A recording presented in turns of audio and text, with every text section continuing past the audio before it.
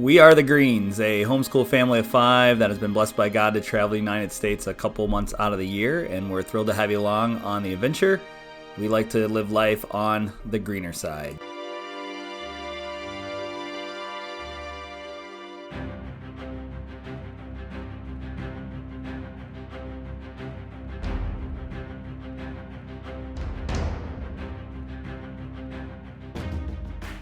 Click the subscribe button to follow along. I'm glad you're watching this video because if you were like me, you probably didn't know we had a National WW1 Museum. It's in Kansas City, and if you have a car, there's lots of parking. If you got a camper, there's lots of street parking that's not too far away. We're the blue dot here for reference.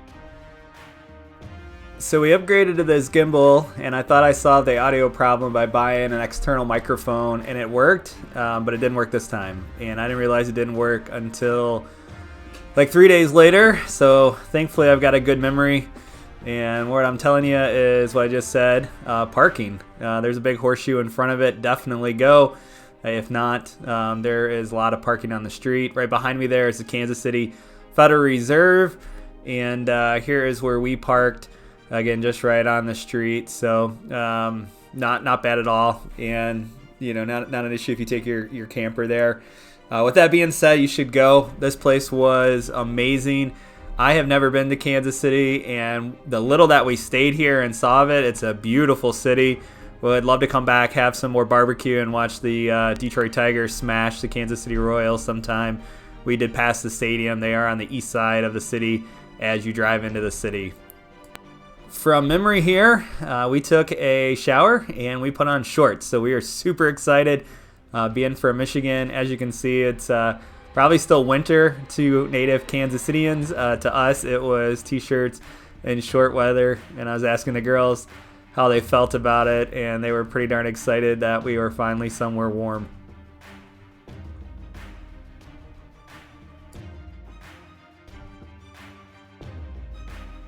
That building there, once again, is the Kansas City Federal Reserve branch, and all feds have monetary museums, which are really cool, neat, usually some hands-on stuff. So if you're ever in a place where there's a fed, go check it out. It's cool to understand the money supply and monetary policy. They were closed, and it was Saturday, so we didn't go, but we might come back because, again, I want to check out more of Kansas City. This place is neat. All this cut stone walkways and steps is just absolutely beautiful.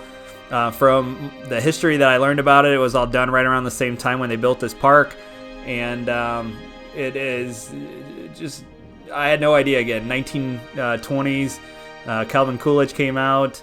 There's some cool pictures of where we're walking with all the dignitaries and that, and it's a super neat place. So yeah, war is never good, but it's always good to learn from mistakes of the past. And this is very intriguing on how we played a part in World War I.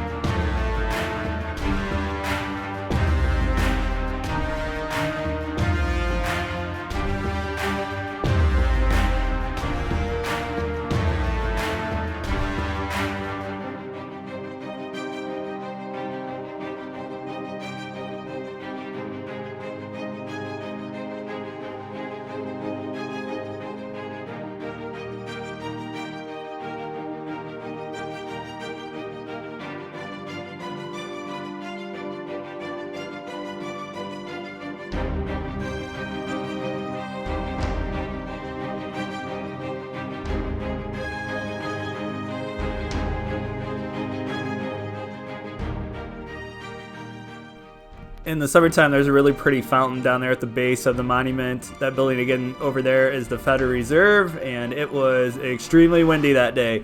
So we were excited to get up here because the storm was rolling in, and if we were about a half hour later, we probably wouldn't have got up here, but the view is well worth it. Very inexpensive to come in and learn about history. can't put a price on history is the way that I look at it, but when it's cheap, that's even better. And I don't think there's a place where you can find a better view of Kansas City. So come check this place out, and definitely make sure you take the tour up to the top of the tower.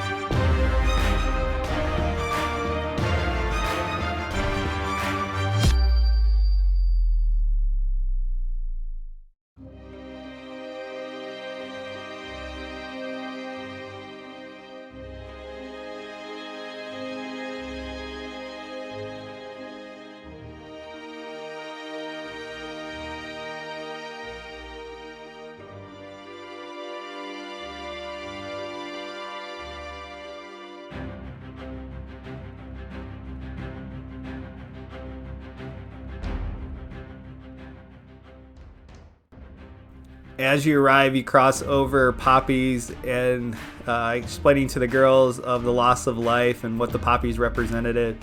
Very neat way to do it as an entrance into the museum. Very kind of nerve-wracking there for Abigail. She ran over to the walkway. But great place to just explain to kids the horrific nature of war. The pictures weren't too gruesome, so if you have young kids, I would recommend taking them. They did have a death where it was a lot more gruesome, but you had to buy an extra ticket, and I think it was 16 or older, so they do a good job of sheltering the young's eyes as well to the horrific nature of war.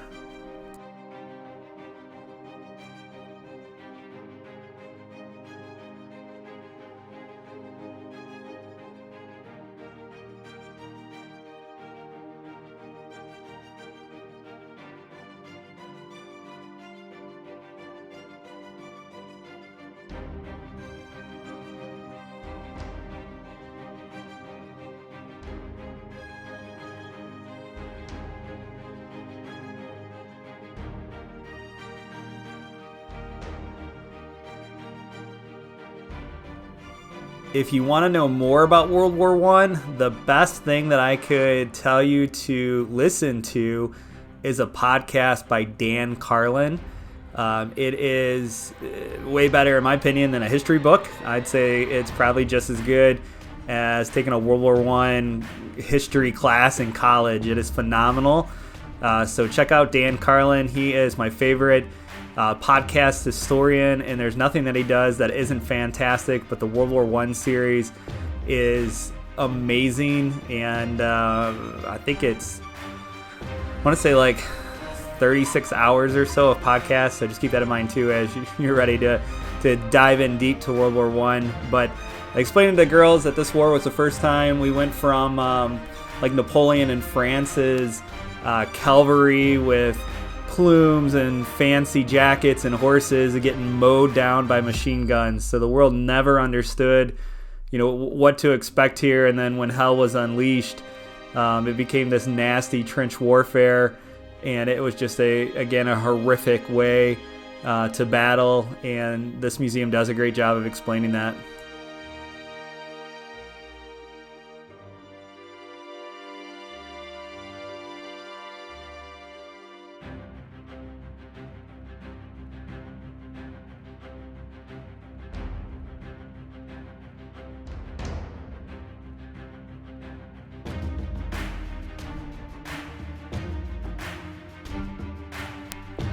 The saddest part about missing the audio is hearing the girls and seeing war through the eyes of a child and the innocence of them. And I wish we had that audio to see, to hear their shocking voices when they see some of these pictures and explaining war to them. So again, great history lesson. Did it work? No, because we knew World War II. Hindsight here now is just a couple decades away, but again, war is never good, but it's always good to learn from it.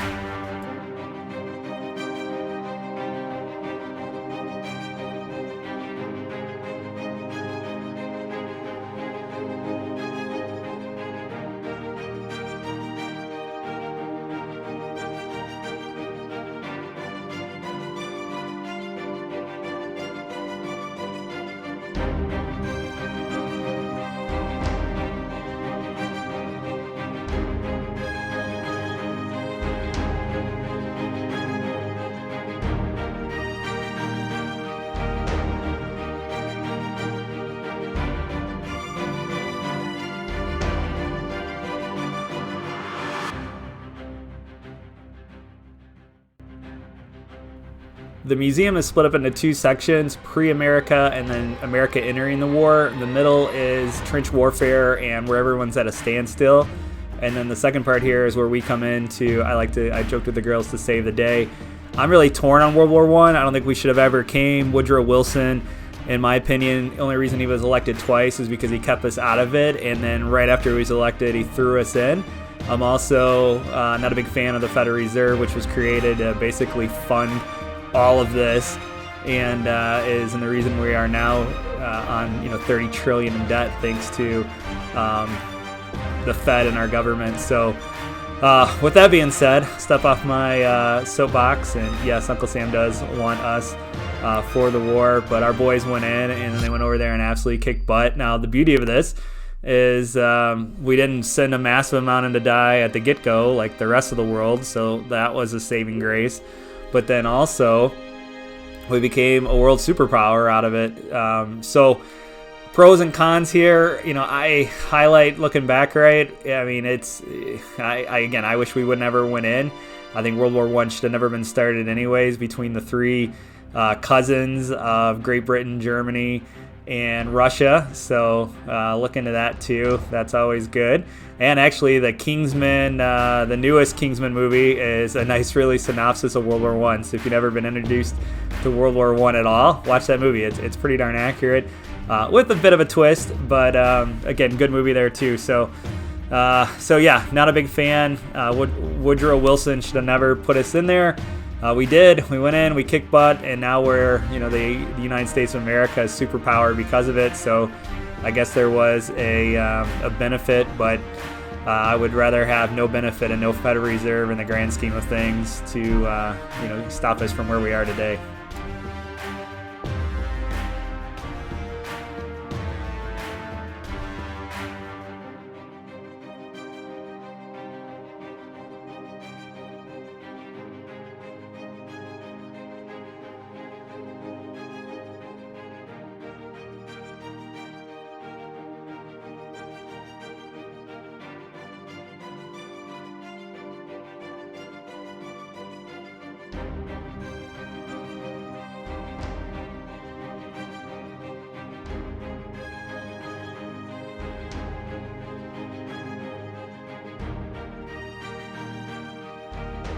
Another negative World War I was the end of it, with the treaty that just absolutely hammered Germany and created this hatred that brought to the rise of the Nazis.